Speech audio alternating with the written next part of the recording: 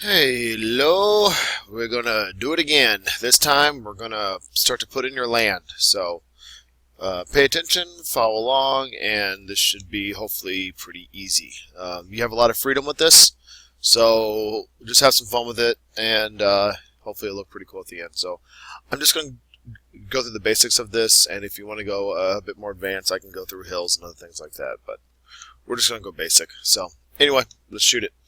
Alright, you need to click Site Plan first. If you're not in Site Plan, none of this will work because you can't see your land. Okay? As I discussed, maybe with you guys, I can't promise you I have, you really want to hide your roof whenever you put in the land, because otherwise your roof has an overhang and you won't be able to see everything in it. So I want you to click the roof, then go down to the glasses, and I want you to go Hide the Element. Okay? Which this should hide everything in there. So, alrighty? You got that? Now, just so you know, when you're ready to see it again, you hit reset. So, click here, glasses, hide. Ignore this. This is just a symbol that says you're in the site. Alright, so don't worry about that. Okay. Go massing in site first. Okay. And hit topple surface, and we're just going to dump some land here. So, give me a couple dots. You don't put measurements on these things because that's how they are. It doesn't matter if you put extra, those are going to be straight. What you would typically do in this, if you really wanted to, is you could change the elevation on here, which would allow you to be able to make a slope. But I'm not going to worry about that. If you want to play around with it, feel free to. Can't really say whether things are going to go smooth or not. So anyway, okay. So you got that done, and press your check mark, and you got land. Okay. Now I do want to go down here to the very bottom to this box, and I want to hit the realistic button so you can see what you got. And what you got dirt. You got a lot of dirt. Let's make the dirt not dirt. Alright, so here's what you do. Click on the dirt, and by materials, you're going to click by category. Okay? And you are going to, once it decides to load,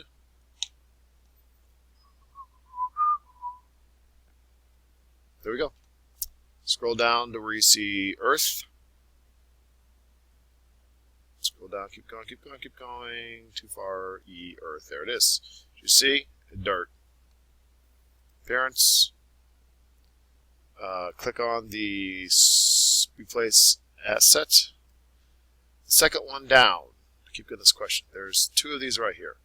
This is the main one that has everything. You go down to Site Work, and you see you have all sorts of different choices. My favorite is the dark grass rye. That has nothing to do with the fact that my first name is Ryan, and just like the dark grass rye. And it usually shows up pretty good. So anyway, double click this. As you see here, this will update. Close this out now. Apply. It's okay. Give it a second, and now you have grass. So if you want to look at it in 3D, you'll see, yes, my roof is back. You'll see how I have grass. Now, you'll notice real quick how you have a problem if you look in the window of this place, how the grass is inside your house. So this is the next thing that we have to fix. So, let's go back to your site plan, and we have to do what's called a building pad. Function of building pad, well, it pretty much takes out the land inside of it. So here's what you got to do. So you click building pad.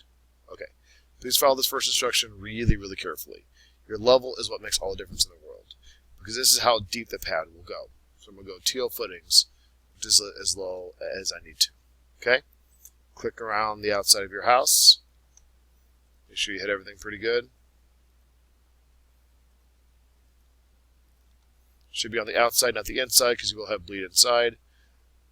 All my corners are good. Press check mark. And now I have a building pad. You're probably asking yourself, wait, this didn't really do a whole lot. So, click side here, look at that. I now have my floor back. Okay? Now, if you do want to look underneath the house, you can see that this is your pad right here at the very bottom. So, if you're wondering what you did and where you did that, that's it. Okay, you have a pad. Alright, what's missing next, folks? Well, how do we get into your house? We need a driveway. Alright, so go back to site plan. And once again, your roof needs to stay hidden because otherwise you're going to be really confused with what's going on. So, to do this, we're going to go to subregion.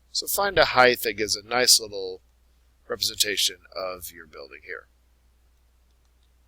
Okay, that looks kind of cool. Alright. And then if you want to adjust the eye, go ahead. What that does is that's the target point that it looks down at. So if you want to look up, then you want to make this higher, but if you want to look down, you can make it lower. Alright. I'm a huge fan of naming these when you do them. So I'm going to do this like outside.